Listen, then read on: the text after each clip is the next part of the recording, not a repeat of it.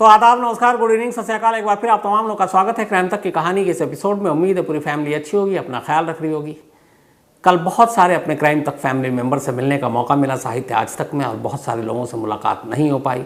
उन तमाम लोगों से माफ़ी चाहता हूँ। एक तो भीड़ बहुत थी और फिर लोगों का जो हुजूम था, तो जितना मुझसे मुमकिन बन पाया मैं लोगों से मिला, आप तमाम लोगों से। हालांकि बहुत सारे आज मेल भी आए, बहुत सारे फ़ोटोज़ शायद रह गए खींचने के लिए।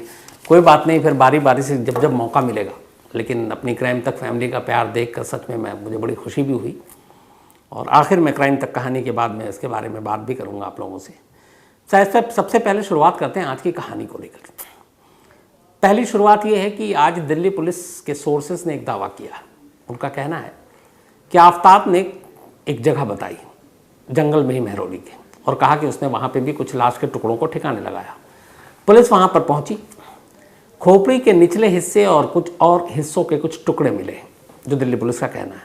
ख़ासतौर पर उसमें जबड़ा, उस जबड़े के साथ कुछ दांत भी हैं। पुलिस ने उस दांत के फोटोग्राफ्स को लेकर दिल्ली में ही एक डेंटल क्लिनिक पर पहुंची। वहाँ के डॉक्टर से उसने राय ली, पूछा ये क्या है। तो पहली नज़र में ये साफ है कि ये एक इंसानी जबड़ा है। उस दांत को देखकर एक और अंदाज़ा हुआ कि जिसका भी ये दांत है उसने रूट कैनाल कराया, उसके दांत में होल होगा। तो पुलिस ने जब ये डॉक्टर की ओपिनियन आई कि जिसका भी ये दांत है उसने रूट कैनाल कर रखा है, खासतौर पर 2 दांतों में, तो पुलिस ने श्रद्धा के बाप और भाई से इस बारे में पूछताछ की। तो पता चला कि श्रद्धा ने मुंबई में रूट कैनाल कराया था, वो भी 2 दांतों का। तो क्या ये जबड़े का हिस्सा और ये उसके साथ दांत, ये जो बरामद हुआ है, ये वाकई श्रद्धा का है? चूँकि इसमें रूट कैनाल के सबूत मिले हैं और श्रद्धा के घर वाले बता रहे हैं उसने दांतों का रूट कैनाल कराया था, तो अगर दोनों मैच कर गया, फिर डीएनए या फॉरेंसिक रिपोर्ट आ गई तो मामला साफ। लेकिन अगर इफ बट हुआ, मामला नहीं मिला, साफ मैच नहीं कर पाया, तो फिर मामला वहीं जहां 9 दिन पहले से है। ये तो एक अपडेट। दूसरा, दो फॉरेंसिक साइंस लैब है दिल्ली में, रोहनी में, जहां पे नार्को टेस्ट होना है आफ्ताब का। बात पहले यही थी कि मंडे को का, लेकिन वो खबर गलत थी, क्योंकि नार्को टेस्ट के लिए बड़े लंबे प्रोसीजर होते हैं।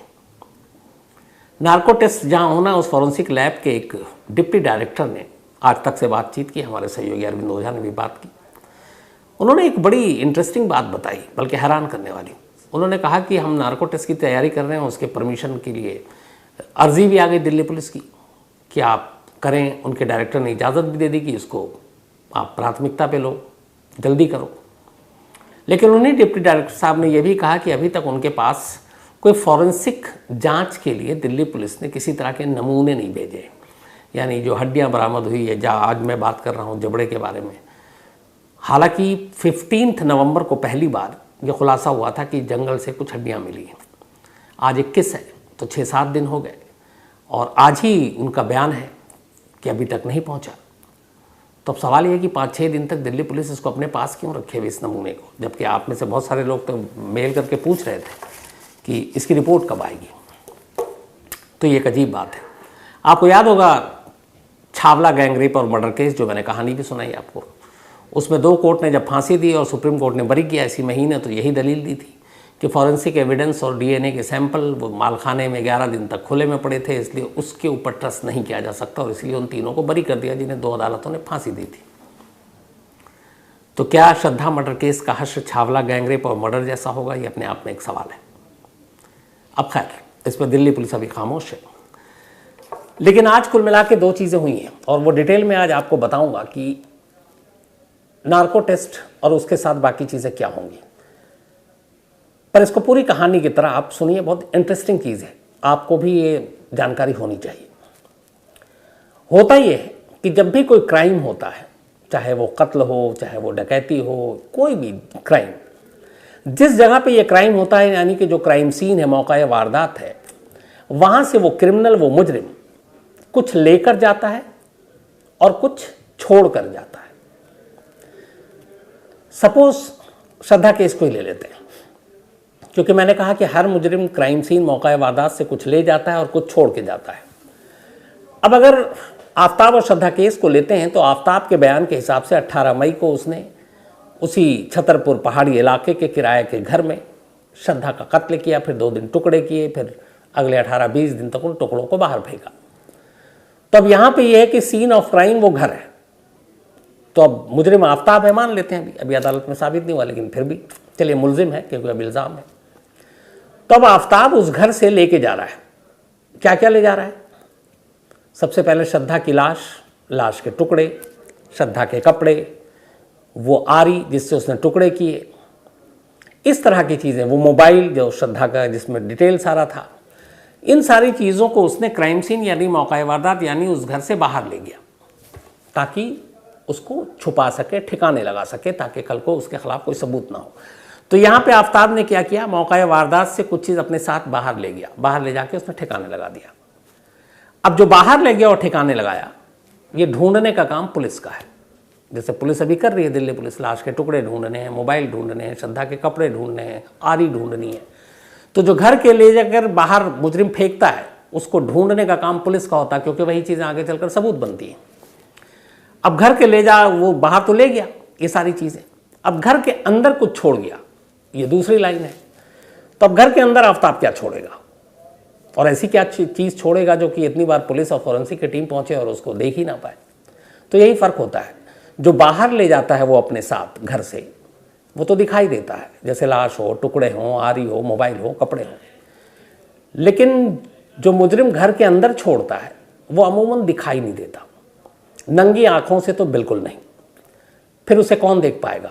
उसे फॉरेंसिक टीम देख पाएगी, अपने औजार से, अपने हथियार से, अपने तरीके से। तो बाहर ले जाने वाली चीज़ पुलिस ढूंढ रही है, तो अंदर जो छोड़ गया उसे कौन ढूंढेगी? वो पुलिस नहीं ढूंढेगी, वो फॉरेंसिक एक्सपर्ट ढूंढेंगे। क्या ढूंढेंगे?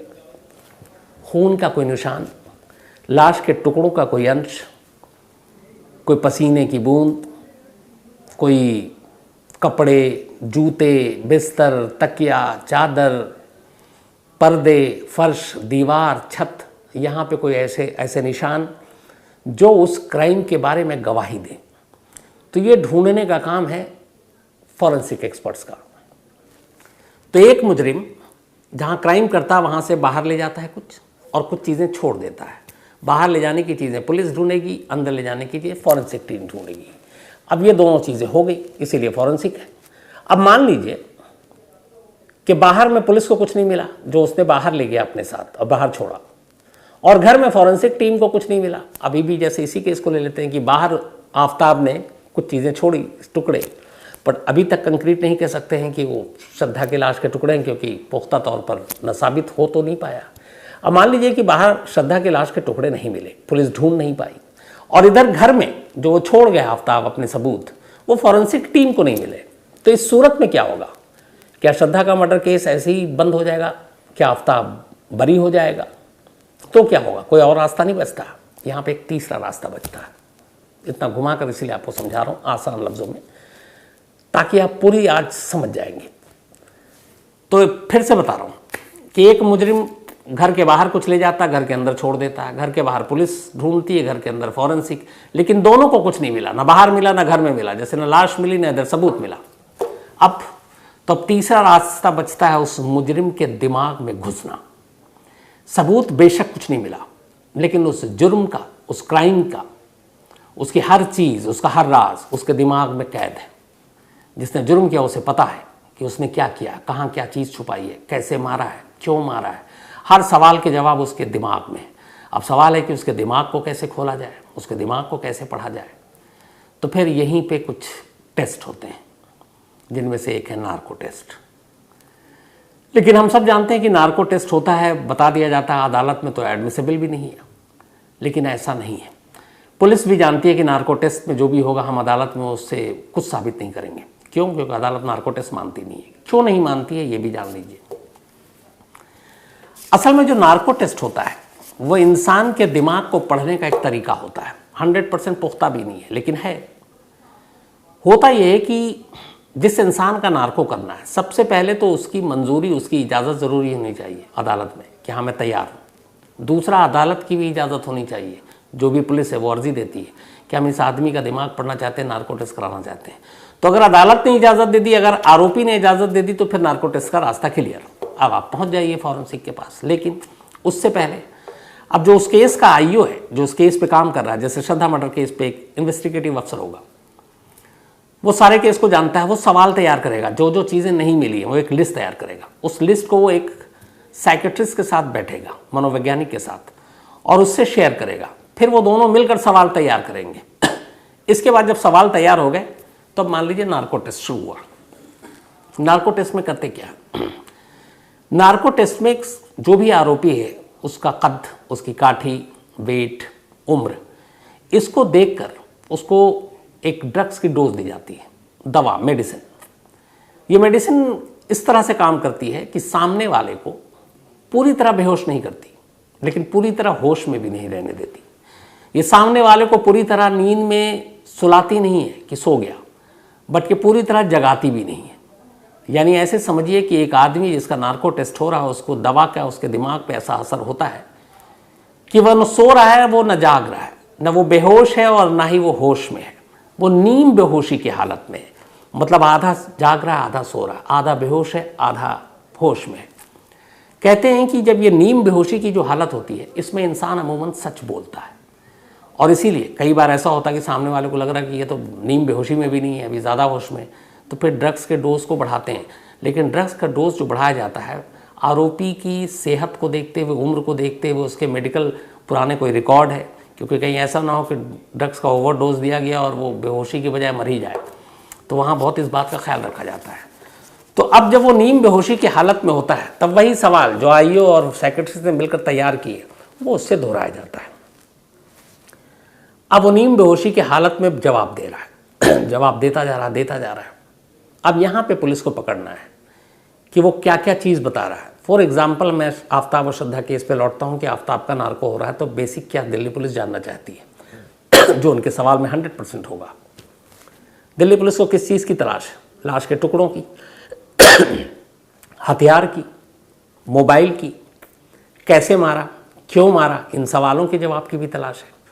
तो वो आफ्ताब से पूछती है कि चलो तुमने लाश टोक कर दी है, टुकड़े करने के लिए आरी कहाँ से खरीदी? हो सकता है उस शॉप का नाम बता दे, और उस शॉप तक अगर पुलिस को पहुंच गई और पता चला कि हाँ यहीं से खरीदी है, तो फिर अदालत में इस नार्को टेस्ट की रिपोर्ट का कोई मतलब नहीं है। पुलिस के पास एक सबूत आ गया कि इसने ये खुलासा किया, इसलिए हम उस दुकान तक पहुँचे, मतलब ये सच बोल रहा है, और इसीलिए ये दुकानदार ने वहाँ से सीसीटीवी भी मिल जाएगा वो खरीदते हुए। दूसरा, तुमने लाश के टुकड़े कहाँ फेंके? अब आफ्ताब बताया कि मैंने महरौली के जंगल पे फेंके, कि गुरुग्राम में फेंके, कि ऋषिकेश में या मुंबई में या हिमाचल में, और वहीं जाकर अगर पुलिस को वो चीज़ें मिल गई तो फिर ये भी एक सबूत हो गया कि देखिए इसने कहा था कि हमने यहाँ फेंका, और थेम उसी जगह से मिली, तो ये एक सबूत मिल गया। इसके लिए अदालत की मैं बाकी चीज़ों की ज़रूरत नहीं, क्योंकि अदालत में सबूत चाहिए। उसी तरह से अगर वो आरी वो बता दे कि मैंने फलाने नाले में फेंके, गुरुग्राम में या जंगल में, और वो वहाँ से मिल गई, तो वो भी एक सबूत हो गया। तो नार्को टेस्ट आईओ यानी इन्वेस्टिगेटिव अफसर को मदद करने के लिए कराया जाता है, ताकि वो जो बताए उसकी बताए हुई जगहों पर से वो सारे सबूत मिल जाएं। बस नार्को टेस्ट का काम इतना है। लेकिन नार्को टेस्ट सीधे नहीं किया जाता। अब जैसे आफ्ताब का है, बात हो रही थी कि नार्को टेस्ट आज होना है, नहीं होना, क्यों नहीं होना, उसके भी कुछ कायदे कानून है। नार्को टेस्ट से पहले एक और टेस्ट होता है, और उसका नाम है पॉलीग्राफ टेस्ट। अब कई लोग पॉलीग्राफ टेस्ट और लाई डिटेक्टर टेस्ट दोनों को एक मानते हैं, है लगभग एक, थोड़ा सा फर्क है। तो अब यह कि नार्को से पहले पॉलीग्राफ टेस्ट क्यों या लाई डिटेक्टर टेस्ट क्यों, तो उसकी एक वजह है। वजह यह है कि सबसे पहले सामने वाले को अच्छा उसको बताया जाता है कि देखो हम तुम्हारा ये टेस्ट कर रहे हैं, तुमको ये दे रहे हैं। एक बेस तैयार होता है पॉलीग्राफ टेस्ट से। बेस कैसे तैयार होता है? पॉलीग्राफ टेस्ट में कोई बेहोश नहीं किया जाता, कोई ड्रग्स नहीं दी जाती, आपको बैठाया जाता है और आपके दिमाग से खेला जाता है। लाई डिटेक्टर टेस्ट में भी यही होता है। आपके कुछ मशीनें लगा दी जाती हैं, जैसे ईसीजी कराते वक्त आपने देखा होगा, तो उसमें आपको ख़ास तौर पर पल्स रेट क्या है, हार्ट बीट क्या है, ब्लड सर्कुलेशन क्या है, आपकी धड़कन कब ज़्यादा धड़क रही है, कब कम धड़क रही है, कब अचानक तेज़ धड़क रही है, इन चीज़ों से आपके सच और झूठ का पता लगाते हैं। पॉलीग्राफ टेस्ट एक तरह से दिमागी सवाल जवाब वो पूछते हैं कि इसका चेक करते हैं कि ये कितना झूठ बोल रहा है और सच बोल रहा है। जैसे मान लीजिए कि मेरा नाम शम्स है, तो वो मुझसे जानबूझ के पूछेंगे कि अच्छा तुम समीर हो, तुम्हारा नाम समीर है, तो अब मैं उस वक्त जो भी है जवाब दूंगा उस जवाब से वो बहुत सारी चीज़ें निकाल लेंगे। तो शुरुआत जो होती है पॉलीग्राफ टेस्ट की वो बड़े नॉर्मल आसान क्वेश्चन से, जैसे आपका नाम क्या है, आप कहाँ रहते हो, आपके बाप का नाम क्या है, आप कहाँ तक पढ़े हो, आप क्या करते हो। केस से कोई जुड़ा हुआ सवाल नहीं होगा। अब ये जो बेसिक सवाल है जो उसके बारे में है वो सारे सवालों का जवाब दे रहा है। उससे एक मिल गया कि इसने जितनी चीज़ें कही है वो सब सच है। तो वो जो एक सारी मशीनें और बाकी जो लगे हुए हैं वो सब क्लियर कर रहा है कि ये बिल्कुल सच बोलता जा रहा है। तो पहली चीज़ तो ये होगा कि और वो मशीन भी सही काम कर रहा है, क्योंकि अगर मैं नाम सही बोल रहा हूँ, मैं अपनी उम्र सही बता रहा हूँ, मैं माँ बाप का नाम सही बता रहा हूँ, काम काज के बारे में बता रहा हूँ और वो सब कुछ दिखा रहा, तो इसका मतलब है मैं सही बोल रहा हूँ, क्योंकि पुलिस के पास इनके भी जवाबों की लिस्ट है। जब ये हो जाता है तब इसके बाद फिर पुलिस आती है असली केस पर। फिर उस केस के बारे में सवाल कि अच्छा तुमने श्रद्धा को क्यों मारा, कब मारा, कितने बजे मारा, किस चीज़ से मारा, मारने के बाद तुमने क्या किया, लाश के टुकड़े कहाँ फेंके, आरी कहाँ फेंकी, मोबाइल कहाँ फेंका। ये जब सवाल होते हैं तो उस दौरान में जो उसके सही जवाब हैं और इनमें से जो झूठ बोल रहा है, तो फिर pulse rate, heart beat, blood circulation, इन सारी चीज़ों में अचानक तब्दीली आ जाती है और फिर वहीं से ये क्लियर हो जाता है कि ये कितना सच बोल रहा है और कितना झूठ बोल रहा है। तो एक बार पॉलीग्राफ टेस्ट जब हो जाता है उसके बाद थोड़ा सा गैप लेते हैं 2-3-4 दिनों का। मान लीजिए अगर पॉलीग्राफ टेस्ट, जैसे अभी खबर ये आई है कि आफ्ताब के पॉलीग्राफ टेस्ट के लिए खुद आफ्ताब ने भी इजाज़त दे दी और कोर्ट ने भी इजाज़त दे दी। नार्को की इजाज़त पहले ही दे रखी है दोनों ने, आफ्ताब ने भी, कोर्ट ने भी। तब पॉलीग्राफ टेस्ट कल परसों में हो सकता है। जैसे ही हो गया इस वीक के एंड में, फ्राइडे सैटरडे में, सैटरडे को भी अगर काम करते हैं CFSL रोहनी वाले तो वहाँ भी, और CFSL रोहनी है जहाँ पे ये टेस्ट होने हैं। तो इस हफ्ते के आखिर तक ही नार्को हो पाएगा। पहले पॉलीग्राफ होगा कल। तो पॉलीग्राफ टेस्ट जब आएगा, उसकी रिपोर्ट आ जाएगी, तो अब उसके पास एक बेस है जिनको नार्को करना है। अब वो नार्को में उन सवाल और उसके जवाब को देखेंगे जो आफ्ताब ने दिए हैं। फिर वहाँ से जिन जवाबों पर डाउट है कि यहाँ पे आफ्ताब झूठ बोल रहा है, उन जवाब को अब उससे नीम बेहोशी की हालत में वही सवाल रिपीट किए जाएंगे कि होश व हवास बिना किसी ड्रग्स के असर के, बिना किसी और चीज़ के उसने ये जवाब दिया है, लेकिन अब वो नीम बेहोशी में है, उसको ड्रग्स दी गई है। अब उससे सवाल जवाब हो रहा है, अब नार्को टेस्ट चल रहा है। तो वो जो उसने पॉलीग्राफ टेस्ट में जो कुछ जवाब दिया, अब वो नार्को टेस्ट में जवाब दे रहा। क्या दोनों मैच कर रहे हैं? अगर दोनों मैच नहीं कर रहे हैं, जैसे यहाँ अगर वो बोलता है मेरा नाम आफ्ताब अमीन है और वहाँ बोलता है मेरा नाम मेहताब अमीन है, तो गड़बड़ हो गया। तो उसी तरीके से एग्जाम्पल के तौर पर, तो इन दोनों सवाल और उसके जवाब अब नार्को टेस्ट से मैच किए जाएंगे। और वहीं पे नार्को टेस्ट में, और इन सवालों की अहमियत इसलिए है कि यहाँ जहाँ जहाँ डाउट होगा वो नार्को टेस्ट में पूछा जाएगा। फिर वहाँ से एक बेस पता चलेगा कि ये कितना सच बोल रहा है, कितना झूठ बोल रहा है, और फिर वो रिपोर्ट। अब मान लीजिए आफ्ताब का पॉलीग्राफ टेस्ट हो गया, नार्को भी हो गया, और ये दोनों चीज़ क्यों हो रहा है? क्योंकि पुलिस को श्रद्धा को मुर्दा करार देने के लिए सबूत चाहिए, लाश के टुकड़े चाहिए, हथियार चाहिए। तो हो सकता है नार्को टेस्ट में आफ्ताब ये उगल दे और बता दे कि मैंने आरी वहाँ छुपाई है, लाश के टुकड़े वहाँ फेंके हैं, सर इधर फेंका है। और अगर उसके इस नार्को टेस्ट के खुलासे पर उन जगहों से पुलिस वो चीज़ बरामद कर लेती है, तो फिर पुलिस का काम आसान, आफ्ताब का केस टफ, फिर तो सज़ा होनी ही होनी है। अब मान लीजिए नार्को टेस्ट में वो बाकी सारी बातें तो करता है कि श्रद्धा से मैंने लड़ाई की, श्रद्धा ये थी, श्रद्धा का मैंने कत्ल भी किया। यहाँ ये भी ध्यान रखिए कि अगर उसने नार्को टेस्ट में ये कह दिया कि हाँ मैंने श्रद्धा को मारा है, लेकिन वो नार्को टेस्ट में ये ना बताए कि मैंने कहाँ लाश के टुकड़े फेंके, मैंने हथियार कहाँ से ख़रीदे, हथियार कहाँ फेंके, यानी कोई सबूत पुलिस को न दे, तो फिर उसका इस नार्को टेस्ट में इकबालिया बयान, इकबालिया जुर्म कि हाँ मैंने श्रद्धा का कत्ल किया है, ये कोर्ट में नहीं माना जाएगा। क्यों? क्योंकि कोर्ट में दलील दी जाएगी कि ये होश में नहीं था, ड्रग्स के नशे में था और इसलिए उसने ऐसा बोला। और वो खुद भी कोर्ट में अगर खड़ा होके या तो स्टैंड रहे कि हाँ मैंने मारा है और वो पलट जाए तो फिर मतलब नहीं। इसीलिए नार्को टेस्ट में अगर वो एक्सेप्ट करता कि मैंने कत्ल किया है, कोर्ट में उसकी कोई वैल्यू नहीं है। लेकिन अगर नार्को टेस्ट में वो कहे कि ये आरी यहाँ फलाने जगह पे उस ढक्कन के नीचे रखी और वहीं से मिल जाए, तो फिर वो गया। तो नार्को टेस्ट इसलिए इम्पॉर्टेंट है पुलिस को सबूत ढूंढवाने में। हालांकि नार्को टेस्ट के इतिहास के लिए सिर्फ 2-3 नाम लेता हूँ आपको। तेलगी स्कैम आपको याद होगा, कहानी मैंने सुनाई इसी में। अबू सालेम याद होगा आपको, आरुषि मर्डर केस, जो उसमें कृष्णा से लेके 3-4 नौकरों का सबका टेस्ट हुआ था नार्को। ये सब नार्को टेस्ट की नाकामी के सबूत के केस हैं। तेलगी स्कैम में उसने जो भी बोला सब झूठ था। अबू सालेम तो उसके बारे में तो ये है कि पता नहीं उसका नार्को कैसे हुआ, वो जितना झूठ बिना नार्को के बोलता था, नार्को जब उसका टेस्ट हुआ उससे ज़्यादा झूठ बोल रहा था। मतलब उस नार्को टेस्ट के दौरान तो उसने ये भी कह दिया था, जो मोनिका जिसको लेकर साथ में लाया गया था लिब्जन से, पुर्तगाल से, अबू सलेम के साथ, जिसके बारे में कि उसने शादी की, नार्को टेस्ट में तो उसने साफ मोनिका को ही पहचानने से इनकार कर दिया। जब उससे पूछा गया कि अच्छा आप मोनिका आपकी वाइफ है, आपको जानते, तो बोलता है कौन मोनिका, मैं नहीं जानता किसी मोनिका को। तो ये नार्को टेस्ट का भी रिजल्ट है। आरुषि केस में जो पूरा नार्को हुआ था वो कहीं केस को किसी डायरेक्शन में नहीं ले गया। तो नार्को से बहुत सारी चीज़ें होती हैं, ये बिल्कुल गलत है। ये 3 बड़े केसेस आपको बता दिए, तेलगी से लेकर अबू सलेम और आरुषि, और ऐसे न जाने कितने केस हैं। लेकिन हाँ, अगर नार्को से सबूत मिल जाए तो फिर सोने पे सुहागा है। तो फिलहाल इस हफ्ते तक कोई खुलासा होने की उम्मीद नहीं है।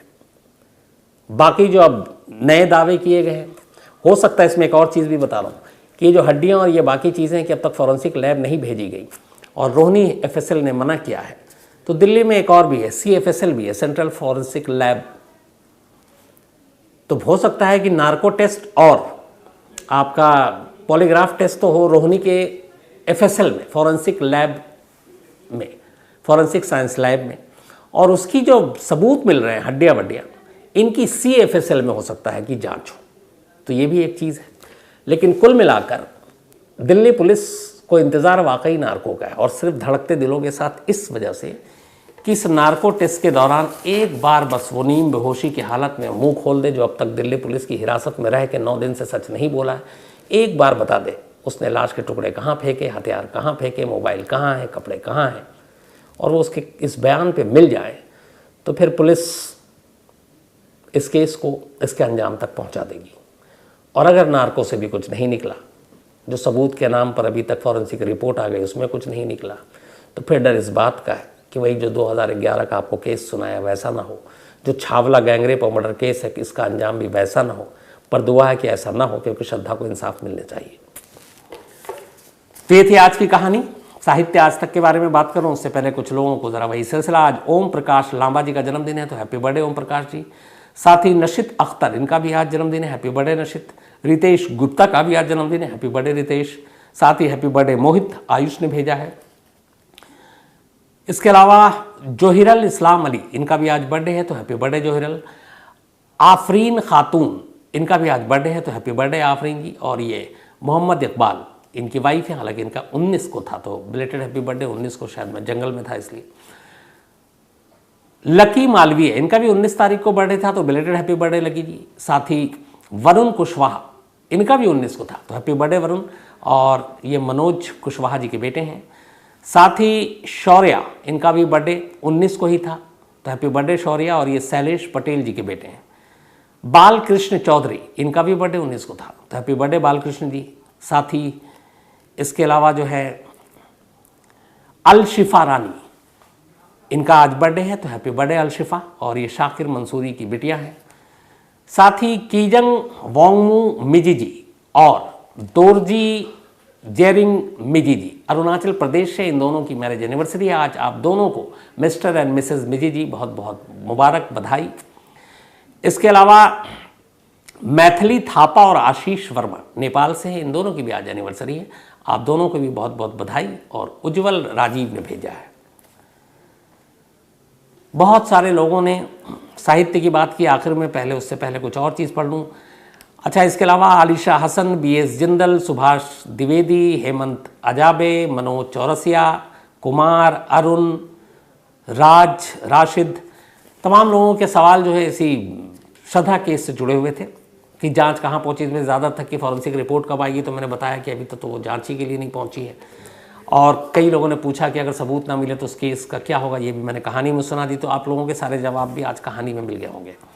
इसके अलावा नरेश सिंह है, रमेश चौहान है, इन्होंने कल लिखा, कल फिर इसी पे आता हूँ, अभी बाद में साहित्य आज तक राहत इंदौरी जी।